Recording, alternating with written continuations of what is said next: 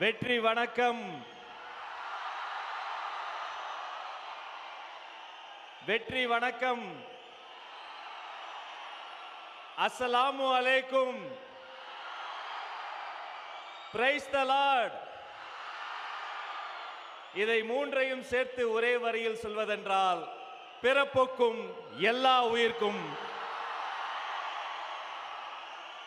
உங்கள் அத்தனை பேருக்கும் வணக்கம் சொல்லி, மதில்கள் நிறைந்த மாநகரம், கோட்டை இருக்கிற வேலூர்,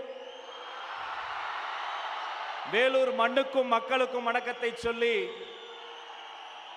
பழங்கால கோட்டை வேலூரை பார்ப்பதற்காக வருங்கால சென்ட் ஜார்ஜ் கோட்டையே வந்திருக்கிறார். தலைவர் தயார், நீங்களும் தயார். ஆரம்பிக்கலாமா? வரவேற்புரை வழங்குவதற்காக வேலூர் கழக மாவட்ட செயலாளர் அண்ணன் ஆர் வேல்முருகன் அவர்களை வருக வருக என வரவேற்கிறேன்.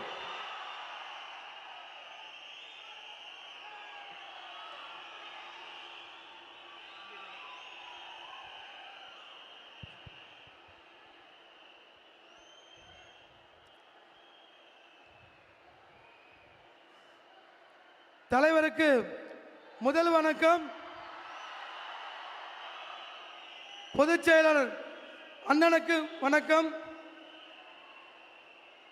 மாநில, மாவட்ட, நகர, ஒன்றிய, பேரூராட்சி, கிளைக்கழக, வார்டு பகுதி பொறுப்பாளர்களுக்கும், சகல அணிகளின் நிர்வாகிகளுக்கும், ஊடக நண்பர்களுக்கும் மற்றும் வேலூர் மாவட்ட நிர்வாக குழு நண்பர்கள், திரு வினோத் கண்ணன், திரு இம்தியாஸ், திரு பிரசாந்த், திரு தனசேகர், திரு அழகப்பன், சிந்து, ஹரி, சரவணன், டாக்டர் சுதாகர், இன்பராஜ், எல்கே வாசு, இளங்கோ குடியாத்தம்,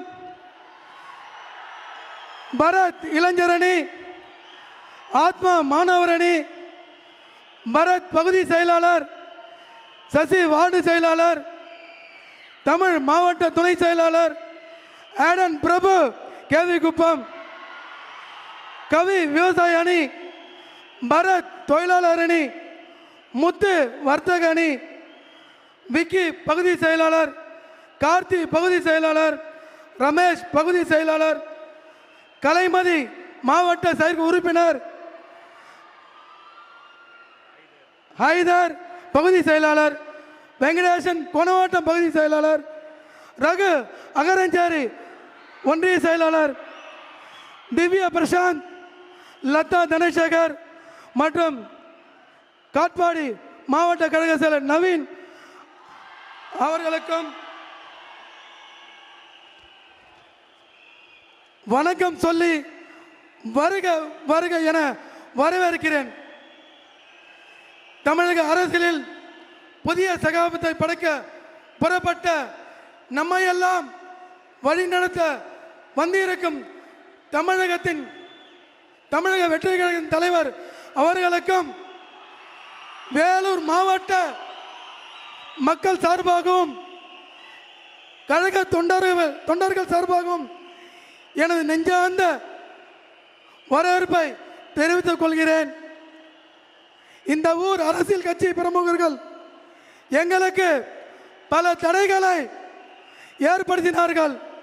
ஆனால் அனைத்தையும் தாண்டி நாம் இங்கு வெற்றிகரமாக இருக்கிறோம்.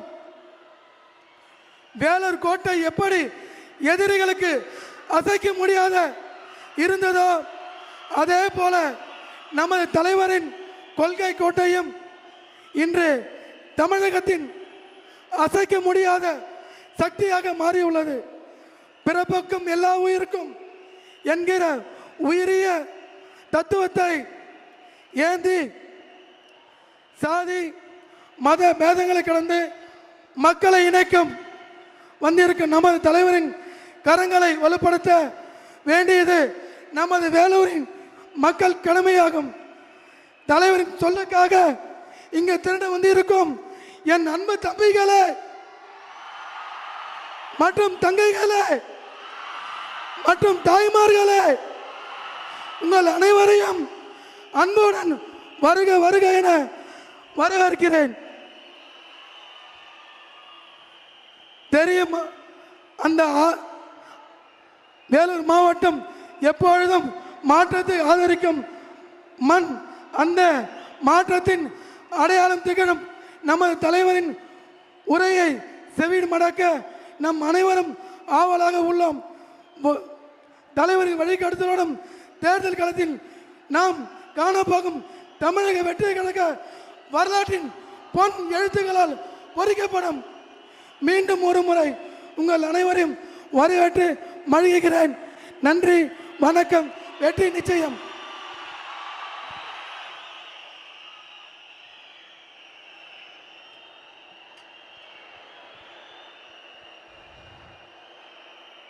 இந்த நொடிக்காக தான் காத்திருக்கிறோம் நாங்கள். தர்மத்தாயின் தவ புதல்வரே,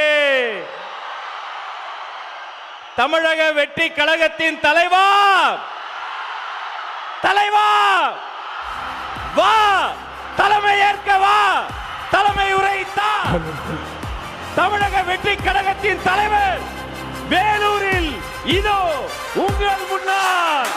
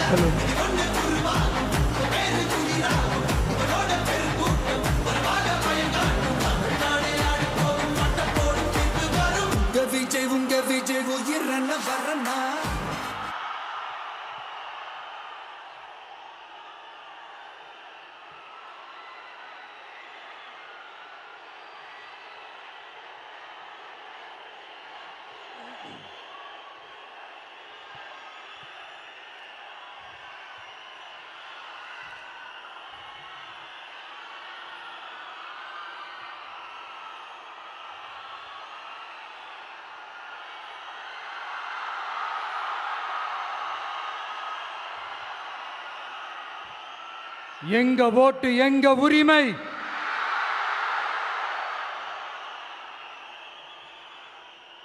எங்களை யாரும் விலைக்கு வாங்க முடியாது.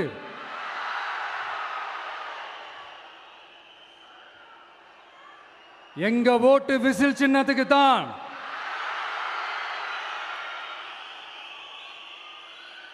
யாரையும் நம்பி ஏமாற மாட்டோம். எங்க வார்த்தையிலிருந்து மாற மாட்டோம். இது நிஜம். தேங்க்யூ.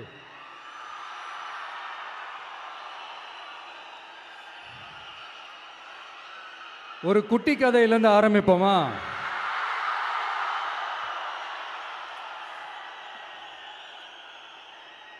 ஒரு பெரிய ஊர், ஒரு 4 ரோடு ஜாயிண்ட் ஆகிற மாதிரி ஒரு ஜங்ஷன்,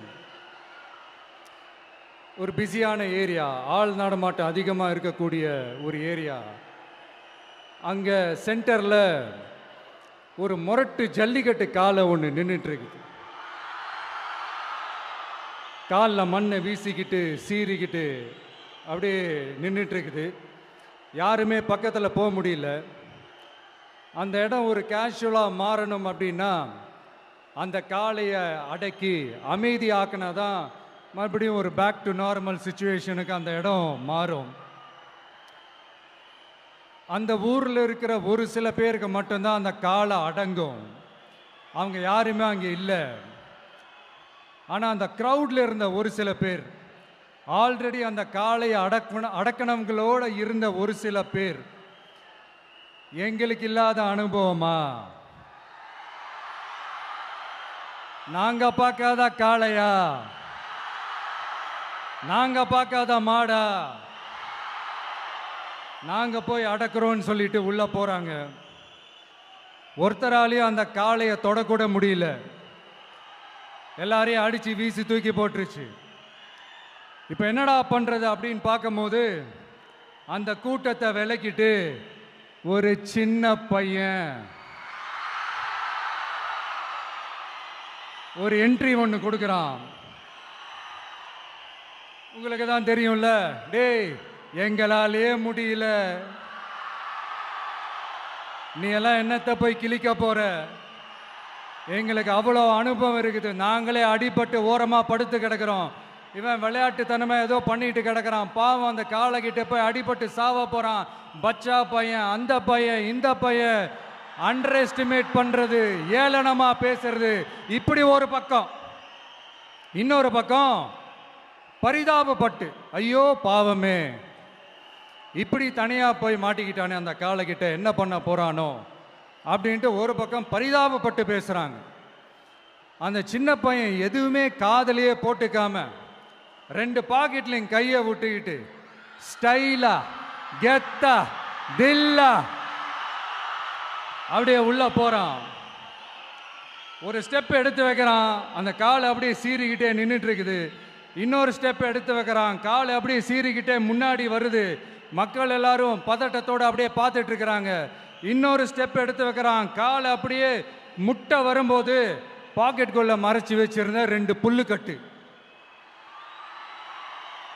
அதை அந்த காலை கிட்ட காட்டுறான். காலை அப்படியே சடனா வந்து நின்று அது மூடெல்லாம் மாறி அந்த புல்லுக்கட்டை சாப்பிட ஆரம்பிச்சிருச்சு. அந்த சின்ன பையனும் அந்த காளையை அப்படியே தடவிக்கிட்டு வரான். காளையும் பக்கத்தில் ஒரு குழந்தை மாதிரி நடந்து வந்துக்கிட்டு வருது. பக்கத்தில் இருந்த ஒரு வயல்வெளியில் அந்த காளையை மேய விட்டுட்டு வரான். மக்கள் எல்லாரும் அந்த பையனை ஆச்சரியமாக பார்க்குறாங்க. அந்த அடிபட்டு கிடந்த அந்த அனுபவசாலிங்க தலையை தொங்க போட்டு நின்றுட்டு இருக்கிறாங்க. ஏன்னா பேசின பேச்சு அப்படி. வாய் இருக்குன்றதுக்காக நக்கலுமா நையாண்டியுமா நச நச நச நசன் ஒரே பேச்சு. என்ன பண்றது, தலையை குனிஞ்சு அப்படியே நின்றுட்டு இருக்கிறாங்க.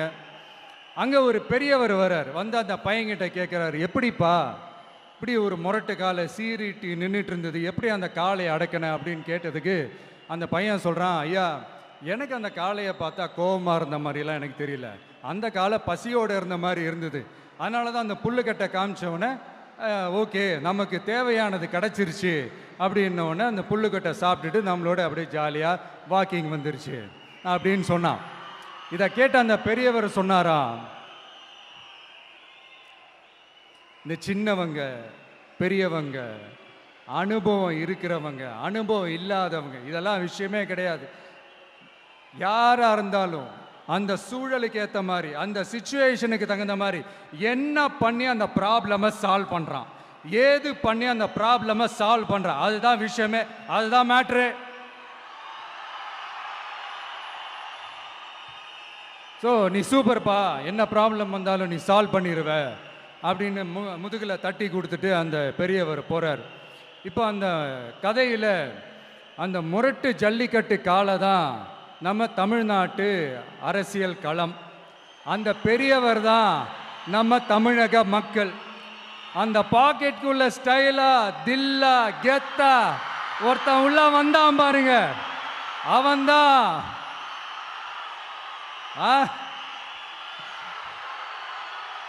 நான் இல்லைங்க, நான் இல்லை, நானு நீங்க நாம எல்லாருமா சேர்ந்து மாபெரும் மக்கள் சக்தியா இருக்கக்கூடிய நம்ம டிவிகே,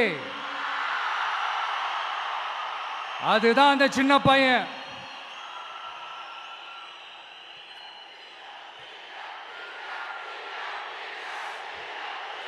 தேங்க்யூ தேங்க்யூ தேங்க்யூ.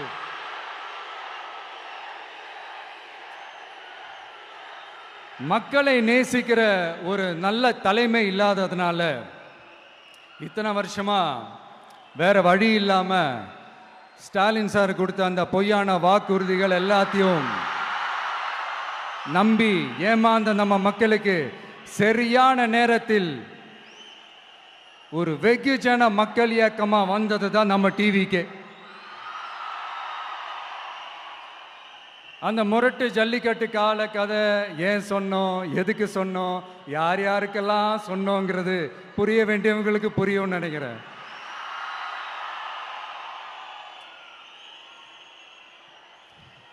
இப்போ நாம ஒவ்வொரு வீட்டில் உயிரா உணர்வா இருக்கிறோம். ஆனால் நான் உங்கள் எல்லாரையும் நேரில் சந்திக்கணும், நீங்கள் இருக்கிற ஊருக்கே உங்களை சந்திக்கணும் அப்படின்றது தான் எனக்கு மனசில் இருக்கிற ஒரு பெரிய ஆசை.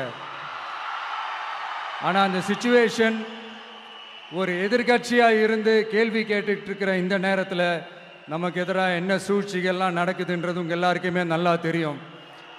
அதனால் இப்போ உங்களுக்கு ஒரு வாக்குறுதியை கொடுக்குறேன். நம்மளுடைய ஆட்சி அமைஞ்சதும் ஒவ்வொரு கிராமத்துக்கும் நான் நேரடியா என்னுடைய சொந்தங்களாகிய உங்க எல்லாரையும் நான் சந்திக்கிறேன்.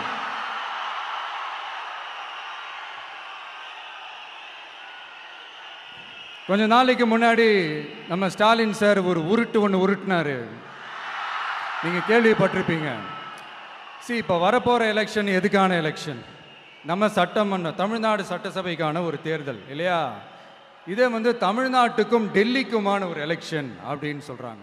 இன்னும் கொஞ்சம் மேலே போய் தமிழ்நாட்டுக்கும் என்டிஏவுக்குமான ஒரு எலெக்ஷன் அப்படின்னு சொல்றாங்க. என்ன சார், டெல்லியில் ஏதாவது நிற்க போறீங்களா? அப்புறம் ஏன் தமிழ்நாட்டுக்கும் டெல்லிக்குமான ஒரு எலெக்ஷன் சொல்றீங்க? அப்புறம் இது ஏதாவது பார்லிமெண்ட் எலெக்ஷனா? பிரதமர் பதவிக்கு ஏதாவது போட்டி போடுறீங்களா? அப்புறம் ஏன் அதை தமிழ்நாட்டுக்கும் என்டிஏவுக்குமான ஒரு எலெக்ஷன் சொல்றீங்க? எங்களுக்கு புரியலையே சார், இது என்ன லாஜிக்னு எங்களுக்கு புரியலையே. எந்த எலெக்ஷனை எப்படி டீல் பண்ணணும், எப்படி ஹேண்டில் பண்ணணுன்றது நம்ம தமிழ்நாட்டு மக்களுக்கு தெளிவாக தெரியும். நம்ம தமிழ்நாட்டு மக்கள் மாதிரி ஒரு தெளிவான மக்களை நீங்க பார்க்கவே முடியாது. சூப்பர் கிளாரிட்டியோட சூப்பர் மக்கள் சார் நம்ம மக்கள். இந்த போருக்கு போறதுக்கு முன்னாடி தான் இந்த படை பரிவாரங்களோட போவாங்கன்னு கேள்விப்பட்டிருக்கிறேன். ஆனால் நீங்க என்னடானா இந்த ஒன்றுத்துக்கும் உதவாத இந்த பால் டப்பாவை உருட்டிக்கிட்டு இருக்கீங்களே சார். உண்மையிலே இந்த எலெக்ஷன் எதுக்கான எலெக்ஷன் சொல்லட்டுமா?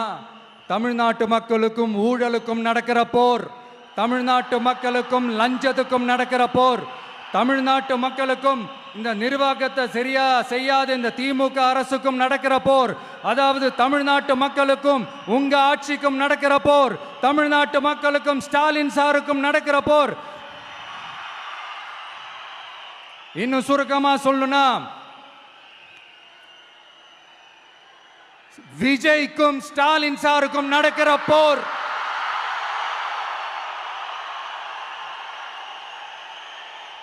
இதுக்கு நடுவுல இந்த என்டிஏ டெல்லி இதெல்லாம் என்ன லாஜிக்னே புரிய மாட்டேங்குது சார். தமிழ்நாடு தான் விஜய், இந்த விஜய் தான் தமிழ்நாடு. தூய சக்தி டிவிகேவுக்கும் தீய சக்தி டிஎம்கேவுக்கும் தான் இந்த போர். இப்படி உக்கிரமா இருக்கிற இந்த போர்ல மறுபடியும் ஒன்றுத்துக்கும் உதவாத இந்த பால் டப்பாவை உருட்டிக்கிட்டு இன்னொரு காமெடி வேற. அது என்னடானா அவரோட ஆட்சியில தான் தமிழ்நாடு சூப்பர் ஸ்டார் மாநிலமா இருக்குதான். கரெக்ட், தமிழ்நாடு சூப்பர் ஸ்டார் மாநிலம் தான். காமராஜர் அவர்கள் டைம்ல, அண்ணா அவர்கள் டைம்ல, எம்ஜிஆர் அவர்களோட ஆட்சியில. இன்னைக்கு ஒன்னுத்துக்கும் உதவாத இந்த உல்டா மாடல் ஆட்சியில தமிழ்நாடு சூப்பர் ஸ்டார் மாநிலமாலாம் ஒண்ணு இல்ல, சூப்பர் ஸ்டாண்ட் அப் காமெடிக்காரர் நடத்துற மாநிலமா மாறிடுச்சு. மக்களே, உங்களுக்காக தான், உங்களுக்காக மட்டுமே தான் வர தடைகள், சதிகள், சூழ்ச்சிகள் எல்லாத்தையும் தாண்டி இந்த 2026 இந்த தேர்தலில் டிவிக்கு தில்லா நிற்கும்.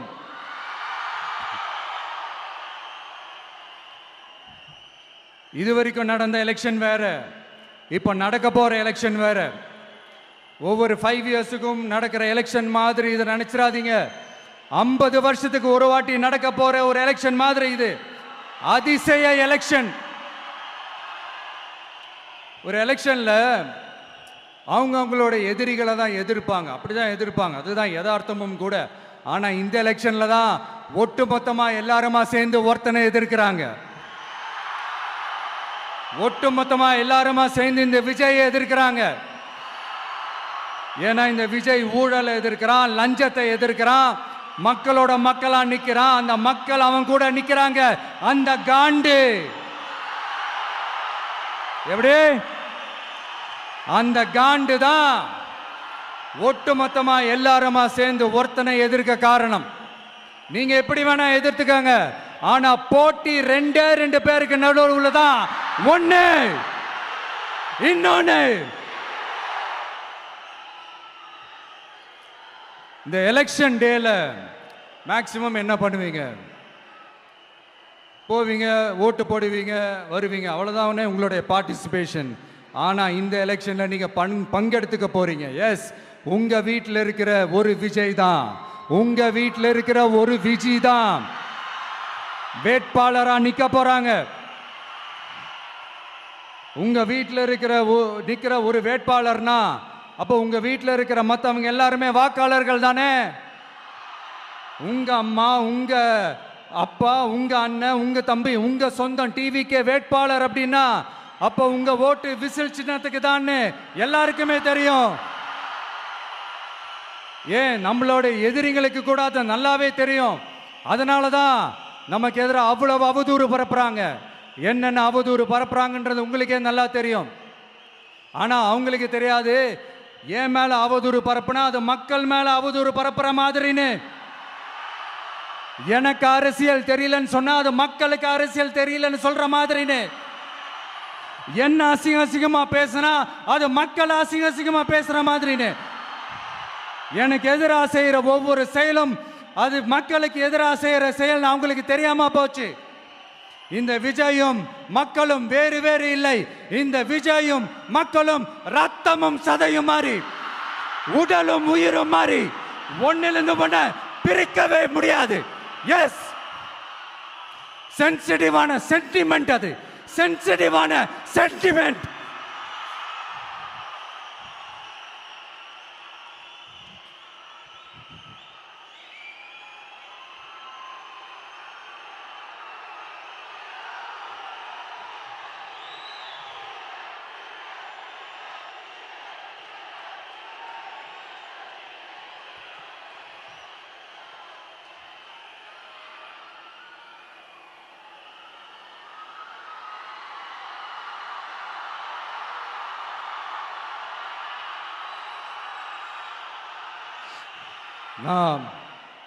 சாரி, இதை யாரும் அசைக்க முடியாது. மக்களை நேசிக்கிற விஜய் வேணுமா, மக்கள் விரோத ஆட்சி நடத்துற ஸ்டாலின் சார் வேணுமா? இந்த விஜய் நம்புறீங்களா, ஸ்டாலின் சார் நம்புறீங்களா? proof, this is the proof.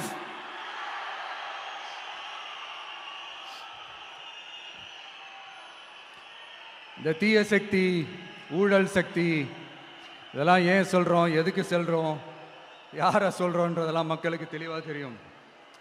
அதே மாதிரி டிவிகேவுக்கு போட்டி டிஎம்கே தான்றதும் மக்களுக்கு தெளிவாக தெரியும்.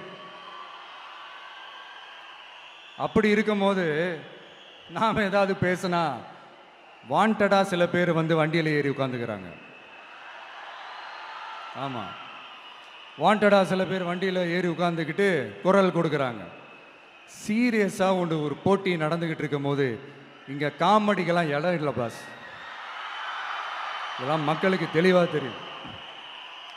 இந்த நேரத்தில் ஒரு சீரியஸ் கேள்வியை இன்னைக்கு இருக்கிற மிகப்பெரிய அரசியல்வாதிங்க கிட்ட கேட்கணும்னு நான் நினைக்கிறேன். நீங்கள் அரசியலுக்கு வர்றதுக்கு முன்னாடி உங்ககிட்ட இருந்த சொத்து எவ்வளோ? அரசியலுக்கு வந்ததுக்கு அப்புறம் இன்னைக்கு உங்ககிட்ட இருக்கிற சொத்து எவ்வளோ? அதை ஓப்பனா டிக்ளேர் பண்ண முடியுமா? அப்படி வந்த காசெல்லாம் என்னென்ன தொழில் செஞ்சு வந்துச்சு, என்ன வேலை செஞ்சு வந்துச்சு, உண்மையிலே நீங்க உழைச்சி சம்பாதிச்ச காசா, இல்ல ஆட்சி அதிகாரத்துக்கு வந்ததுக்கு அப்புறம் ஆட்டைய போட்ட காசா? இதெல்லாம் ஓப்பனா டிக்ளேர் பண்ண முடியுமா? இதெல்லாம் நம்ம கேட்டா எல்லா ஊழல்வாதிகளும் ஒன்னா சேர்ந்து நம்ம மேல சேத்தவாரி வீசுவாங்க. அதை பத்திலாம் நமக்கு கவலை இல்லை. ஏன்னா நாம யாருன்னு மக்களுக்கு நல்லாவே தெரியும். எனக்கு ஒரு புது ஃப்ரெண்ட், புது நண்பர் ஒருத்தர் கிடைச்சிருக்கார். யார் தெரியுமா? தெரியாதா? முதல்வர் அவர்கள் தான். இப்போ ஒரு நிருபர் ஒருத்தர் கேட்ட கேள்விக்கு எனக்கு எதிரிகள்லாம் யாரும் இல்லை, அவங்க எல்லாருமே எனக்கு நண்பர்கள் தான் அப்படின்னு சொன்னாங்களே. அப்படி நாங்கெல்லாம் உங்களுக்கு நண்பர்கள்னா அப்புறம் ஏன் சார் கரூர் விஷயத்துல ஏன் மேல பழி தூக்கி போட்டீங்க?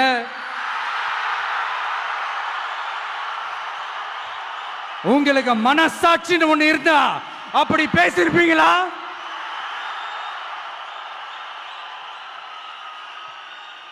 அப்படி நாங்களாம் உங்களுக்கு நண்பர்கள்னா ஒரு ஈவெண்ட், ஒரு ஃபங்க்ஷன் நடத்துறதுக்கு ஒரு இடமோ ஒரு பர்மிஷனோ ஏன் கொடுக்க மாட்டேன்றீங்க? எல்லாத்தையும் நீங்களே பண்ணிட்டு போற போக்கில் அப்படியே பொய்களா அடிச்சு விட்டுக்கிட்டு இருக்கீங்க. உங்களோட உண்மையான நண்பர்கள் யாருன்னு சொல்லட்டுமா? லஞ்சம், ஊழல், அரசியல் ஆதாயம், இதெல்லாம் தான் உங்களோட உண்மையான நண்பர்கள். பர்சனலா நீங்க எப்படி வேணா இருந்துக்கங்க சார், நமக்கு அதை பத்தி கவலை இல்லை, நமக்கு அது அவசியமும் இல்லை. ஆனா உங்க ஆட்சி தான் தப்பான ஆட்சி, தமிழ்நாட்டுக்கு தேவையில்லாத ஆட்சி. கொஞ்ச நாளைக்கு முன்னாடி கற்பனையா ஒரு விஷயம் ஒன்று சொன்னேன். இந்த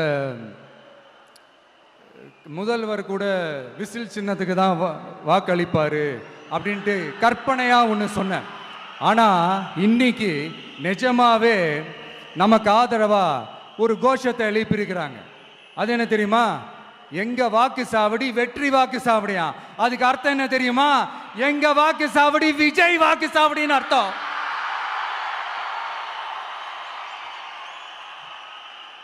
அது சரி, மக்களோட இந்த ஆதரவை பார்த்துட்டு அவர் அறியாமலே எப்படி பேசிட்டாரு என்னமோ தெரியல. 50 வருஷம் எக்ஸ்பீரியன்ஸ் அரசியல்ல, உண்மை என்னன்னு ஒத்துக்கிட்டு தானே ஆகணும்.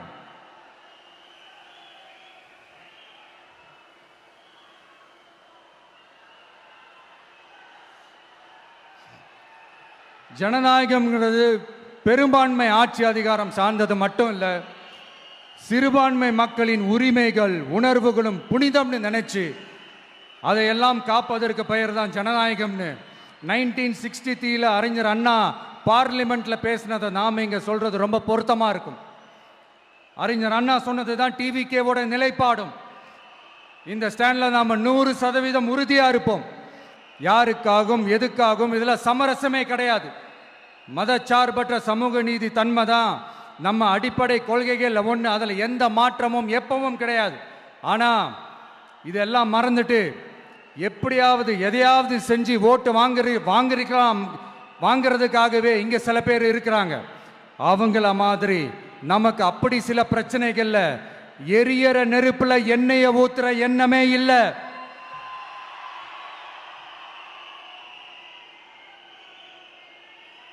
இங்க சில அரசியல் கட்சிகளும் சில அரசியல் தலைவர்களும் ஒரு சில நேரங்களில் அமைதியா இருந்தாலே போதும், ஒரு பிரச்சனையும் வராது. இப்போ கரண்ட்ல இருக்கிற சில பிரச்சனைக்கு வருவோம். இந்த கரண்ட் பிரச்சனைக்கு வருவோம். மாசம் மாசம் கரண்ட் பில்லு கட்டுற மாதிரி மாத்துவோம்னு சொன்னீங்களே, செஞ்சீங்களா? நிறைய வீடுகளில் 100 யூனிட் தான் அந்த கரண்ட்டு செலவாகுது ஒரு மாதத்துக்கு. மாதம் மாதம் நீங்கள் அந்த பில்லு கொடுத்தீங்கன்னா அவங்களுக்கு அது ஃப்ரீ ஆகிடும், அவங்க அந்த காசை கட்ட தேவையே இல்லை. ஆனால் 2 மாதத்துக்கு ஒரு வாட்டி அந்த பில்லு கொடுத்தீங்கன்னா, இப்போ சப்போஸ் அது 200 யூனிட்டுக்கு மேலே போச்சுன்னா அது அவங்களுக்கு ஒரு மிகப்பெரிய சுமை தானே. இது எந்த கணக்கில் எடுத்துக்கிறது? ஒரு மாதிரி ஒரு மாடர்ன் கரப்ஷன் அப்படின்னு எடுத்துக்கலாமா? அடுத்து பஸ் வசதி. நிறையா கிராமங்களில் பஸ் வசதி இல்லைன்னு சொன்னால் இந்த ஒட்டுமொத்த திமுக அரசும் கத்திக்கிட்டு வந்துடுவாங்க. நாங்கள் பஸ் விடாத கிராமங்களே இல்லை அப்படின்னு சொல்லுவாங்க. அப்படியே அது உண்மை அப்படின்னா முதல்வர் அவர்கள்கிட்ட நம்ம தங்கச்சி ஒருத்தவங்க ஒரு கேள்வி கேட்டாங்களே, எங்க ஊருக்கு ஒரு மினி பஸ்ஸாவது விடுங்க சார் அப்படின்னு கேட்டாங்களே, அது எந்த கணக்கில் எடுத்துக்கிறது? நிறைய மலை கிராமங்களில் பஸ் வசதி இல்லை, நிறைய மலை கிராமங்களில் ஹாஸ்பிட்டல் வசதி இல்லை. இது ரெண்டுமே எவ்வளவு முக்கியமான ஒரு விஷயங்கள். பஸ் வசதியும் ஹாஸ்பிட்டல் வசதியும் இல்லாததுனால வீட்டிலேயே பிரசவம் பார்க்குற அந்த ஆபத்து இருக்குதுன்னு எவ்வளோ நியூஸ் பார்க்குறோம். இதெல்லாம் எந்த கணக்கில் சேர்த்துக்கிறது? அடுத்து இது எல்லா மீட்டிங்லேயும் பேசுகிறதான் பெண்களுக்கு பாதுகாப்பு நம்பர் 1 இருக்குது தமிழ்நாட்டில் அப்படின்னு சொல்கிறாங்க. அப்புறம் அது என்ன வி சேஃப் மாடலா? பெண்கள் என்ன சொல்கிறாங்க தெரியுமா? அது வி சேஃப் மாடல் இல்ல, வி ஆர் நாட் சேஃப் மாடல்னு சொல்றாங்க. இப்படி இருக்கிறப்போ தமிழ்நாட்டில் எங்க போனாலும் பெண்களுக்கு பாதுகாப்பு அப்படியே கொட்டி கிடக்குதான். இப்படி சொன்னா எப்படி சார்? கேட்கறவங்களாம் என்ன கேசரி சாப்பிட்றாங்கன்னு நினைச்சீங்களா?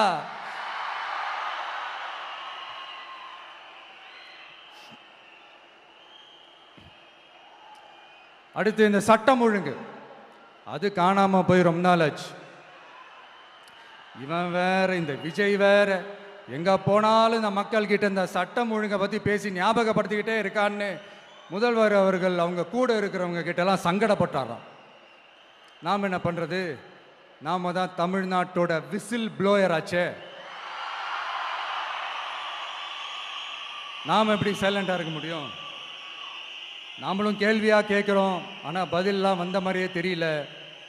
இருந்தால் தானே வர்றதுக்கு, வச்சுக்கிட்டா வஞ்சனை பண்ணுறாரு.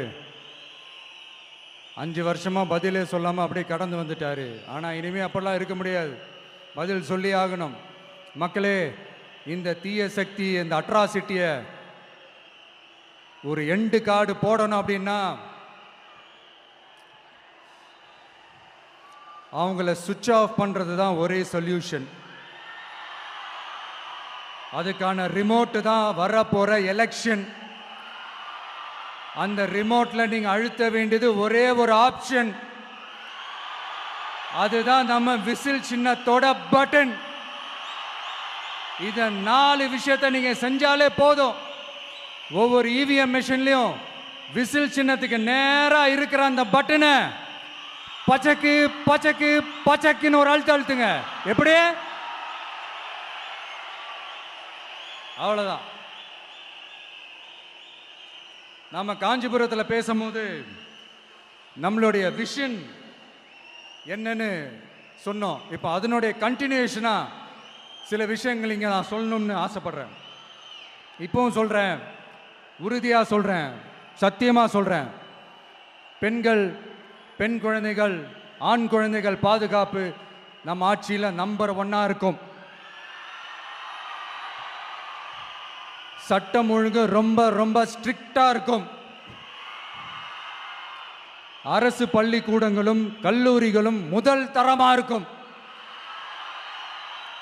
போட்டி தேர்வுகளுக்குன்னு லட்சங்களை கொட்டி தனி கோச்சிங் சென்டர் போய் படிக்க அவசியமே இருக்காது.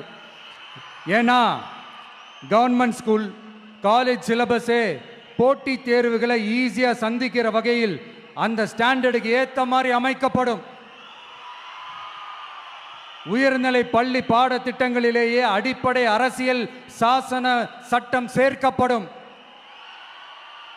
மாநில மற்றும் ஒன்றிய அரசு அலுவலகங்கள், வங்கிகளின் செயல்பாடுகள் மற்றும் அவற்றை அணுகும் முறை குறித்து மாணவர்களுக்கு தெளிவான புரிதலை ஏற்படுத்தும் வகையில் தேர்வுகள் அற்ற செயல்முறை பாடமாக கற்பிக்கப்படும். இந்தியா முழுக்க உள்ள ஒன்றிய அரசு சார்ந்த கல்வி நிலையங்கள் மற்றும் அதன் சேர்க்கை அட்மிஷன் குறித்து புரிதலும் தெளிவும் மாணவர்களுக்கு உருவாக்கப்படும். அனைத்து அரசு பள்ளிகளிலும் பெண் குழந்தைகளுக்கு சுத்தமான, சுகாதாரமான மற்றும் தரமான கதவுகள் பொருத்தப்பட்ட ரெஸ்ட் ரூம்கள் அமைப்பது உறுதி செய்யப்படும். போதைப் பொருட்கள் இல்லாத தமிழகம் உருவாக்கப்படும். மாவட்ட கலெக்டர்கள் மற்றும் எஸ்பிக்களில் சரி பாதி பெண்களாக இருக்கும்படி செய்வோம். மலை கிராமங்களில் அரசு ஆரம்ப சுகாதார நிலையங்கள் பிரசவம் பார்க்கும் வசதியுடன் அமைக்கப்படும். பஸ் போக்குவரத்து இல்லாத கிராமங்கள் மற்றும் மலை கிராமங்களே இல்லை என்ற நிலை உருவாக்கப்படும். ஏற்கனவே அமைப்பு சாரா தொழிலாளர்கள் அமைப்பு இருந்தாலும் ஆட்டோ, டாக்ஸி மற்றும் லாரி டிரைவர்களுக்கென அவர்களின் நலன்களுக்காகவும் குடும்ப நலன்களுக்காகவும் தனியாக நல வாரியம் அமைக்கப்படும். தென் தமிழகம் உட்பட தமிழகத்தின் தேவையான பகுதிகளில் தொழிற்சாலைகள் அமைக்கவும் தொழில் வளம் பெருக்கவும் தனி கவனம் செலுத்தப்படும். விவசாயிகள், மீனவர்கள் மற்றும் நெசவாளர்களின் கருத்துக்களை அறிந்து அவர்களுக்கான திட்டங்கள் காலத்தின் தேவைக்கேற்ப உருவாக்கப்படும். இப்போ நம்ம ஸ்டாலின் சார் அறிவாலயம் பக்கத்தில் யார் நடந்து போனாலும், அறிவாலயம் பக்கத்தில் யார் நிழலுக்கு ஒதுங்கினாலும் கூட்டணியில் சேர்த்துக்கிறாரு. அந்த வச்சிருக்கிற பணத்தில் ஒரு பங்கு ஒன்று கொடுத்து, அதுக்கு பேர் கல்லாப்பெட்டி கூட்டணின்னு வச்சிருக்கிறேன். அந்த கல்லாப்பெட்டி கூட்டணியை ரொம்ப கஷ்டப்பட்டு சேர்த்திருக்கிறார்.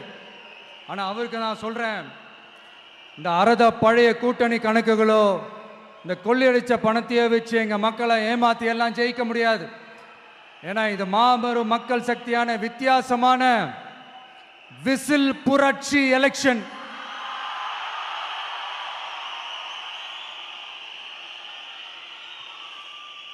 உங்களோட நான் இருக்கேன், நம்மளோட நம்ம மக்கள் இருக்கிறாங்க. இதுக்கு மேல என்ன வேணும்?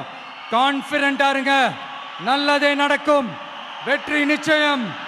மீண்டும் சந்திக்கும் வரை நன்றி, வணக்கம்.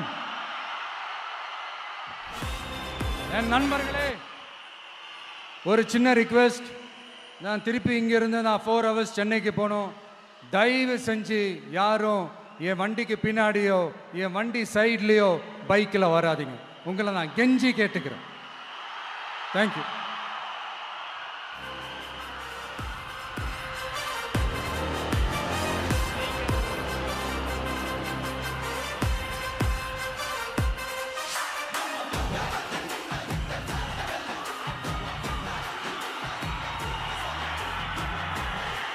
வெற்றி தலைவர் அவர்களுக்கு நன்றி.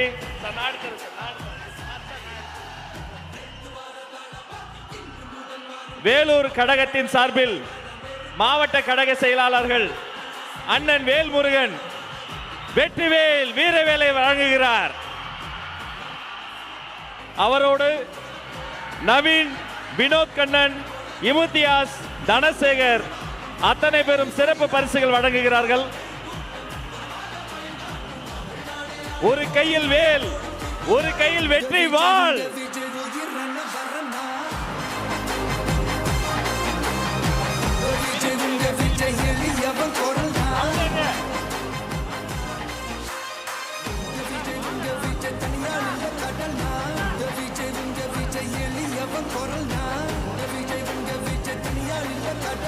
மக்கள் தானே மன்னர்களை உனக்கு காட்ட வரனா.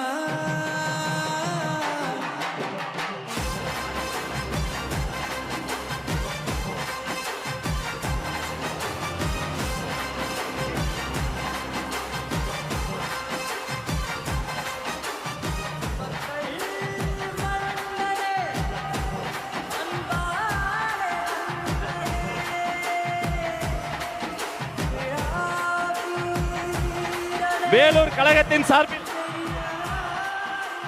வெள்ளி யானை வழங்குகிறார்கள். இது வெள்ளி யானை மட்டுமல்ல, வேலூர் வழங்கிய வெற்றி யானை. அவர் கையில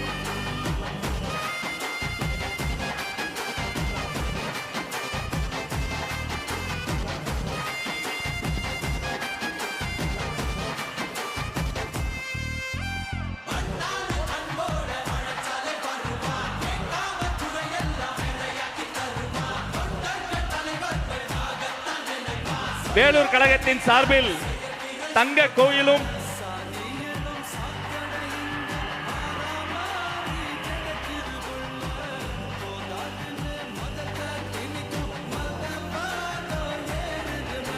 வெற்றி தலைவருக்கு செங்கோல் பரிசாக வழங்குகிறது வேலூர் மாவட்டம்.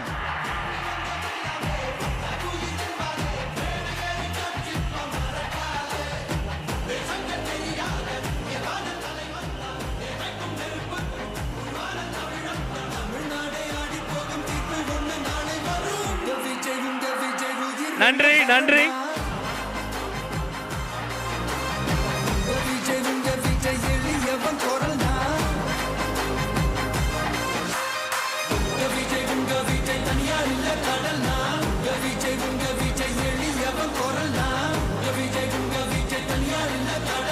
மக்கள் தானே மன்னர்களை உனக்கு காட்ட வரனா.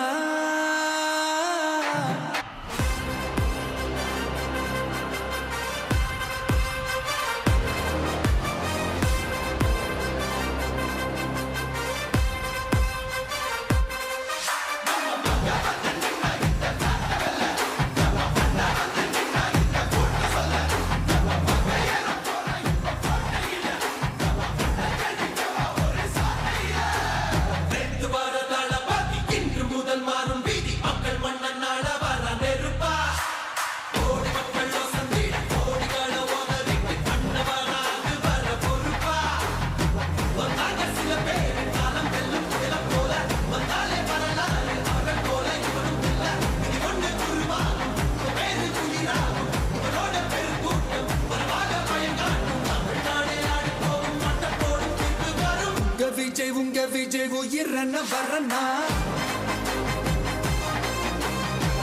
விஜய் உங்க விஜய் எளியவன் குரல்னா விஜய் உங்க விஜய் தனியால் இல்ல கடல்னா விஜய் உங்க விஜய் எளியவன் குரல்னா விஜய் உங்க விஜய் தனியால் இல்ல கடல்னா மக்கள் தானே மன்னர்களே உனக்கு காட்ட வரனா